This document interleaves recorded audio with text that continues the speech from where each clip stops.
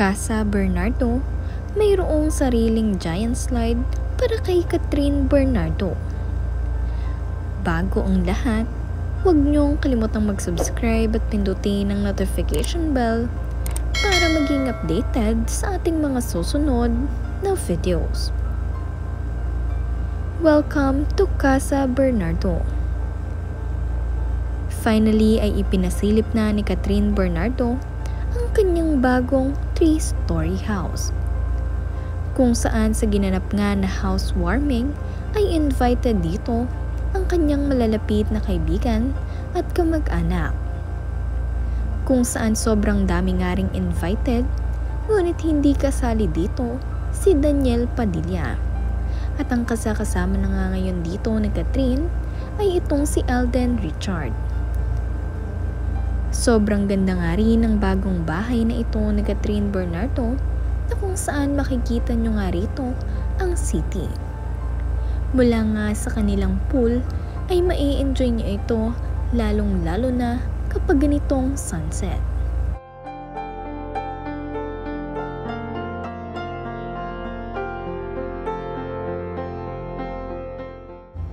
Naging highlight nga rin sa naging housewarming ni Catherine Bernardo ang kanyang napaka-unique na pinto na ito, kung saan sa kanya naman ngang housewarming ay nandirito itong si Piolo Pascual. Napakasaya nga rin itong si Catherine Bernardo dahil nakadalo itong si Alden Richard. At kung makikita nyo naman ay buong housewarming nga ay inaalalayan nitong si Alden itong si Catherine. At ipinakilala na nga rin officially ni Catherine si Alden sa kanyang mga kamag-anak at kaibigan. Kaya naman ang kanilang mga fans at supporters ay tuwang-tuwa dahil finally ay officially na ang cut din. Nakadalo nga rin sa housewarming itong si Ria Atayde, ang sinasabing nakaalitan umano ni Catherine nitong nagka-issue sila ni Daniel Padilla. Kaya naman ang mga fans at supporters ni Catherine ay masayang-masaya ngayong nakikita nila ang mga kaibigan ni Catherine Bernardo na totoo, kagaya na lamang nina Loisa Andalio, Chi Filomeno, Darren Espanto, I Love K, at ito ngang si Ria Atayde. At syempre nandito pa rin nga ang kanyang mga OG friends na si Trina at Aris.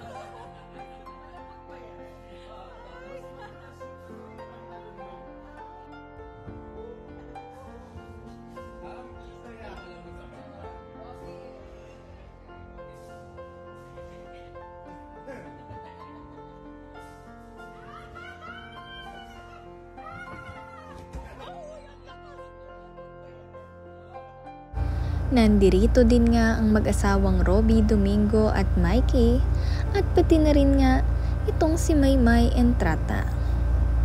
Nandirito nga din at nakadalo itong si Dimples Romana na isa rin sa mga pinagkakatiwalaan at malapit kay Catherine Bernardo.